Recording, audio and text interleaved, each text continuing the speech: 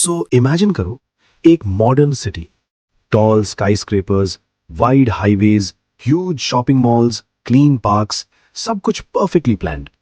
अगर कोई ड्रोन से ऊपर से देखे तो ये बिल्कुल एक नॉर्मल डेवलप्ड सिटी लगती है।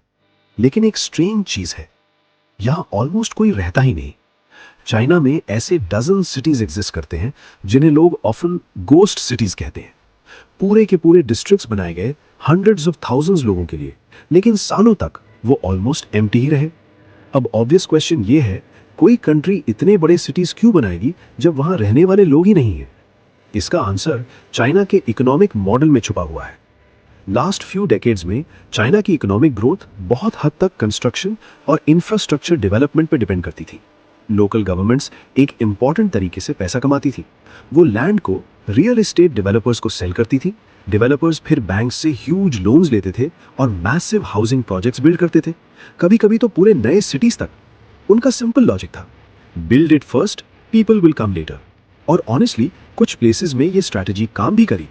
शंघाई का पुडोंग डिस्ट्रिक्ट या शेंजन जैसे सिटीज एक टाइम पर ऑलमोस्ट एम्प्टी डेवलपमेंट जोन्स थे, लेकिन कुछ सालों में वो ह्यूज इकोनॉमिक सेंटर्स बन गए।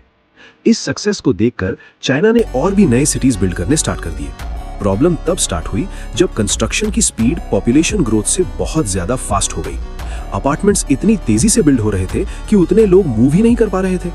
और एक और इंटरेस्टिंग चीज हुई, चाइना में बहुत लोग अपार्टमेंट्स खरीदते थे इन्वेस्टमेंट के लिए, मतलब रहने के लिए नहीं, प्रॉपर्टी प्राइसेस बढ़ने का वेट करने के लिए। इस वजह से कई अपार्टमेंट्स परचेज तो हो गए, लेकिन उनमें कोई रहने नहीं आया।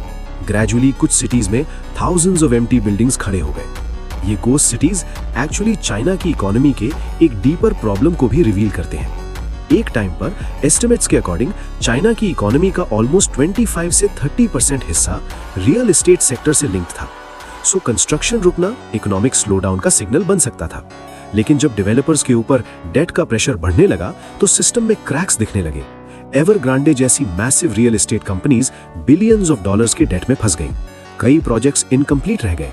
और तब दुनिया भर के इकोनॉमिस्ट्स ने एक इंपॉर्टेंट क्वेश्चन पूछा, क्या होता है जब एक इकोनॉमी लोगों से ज्यादा घर बिल्ड कर लेती है? आज सिचुएशन मिक्स्ड है।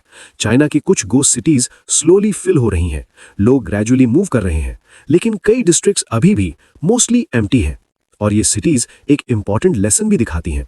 सिटीज बिल्ड करना रिलेटिवली फास्ट हो सकता है, लेकिन रियल कम्युनिटीज बिल्ड होने में काफी ज्यादा टाइम लगता है, कभी कभी बहुत ज्यादा टाइम।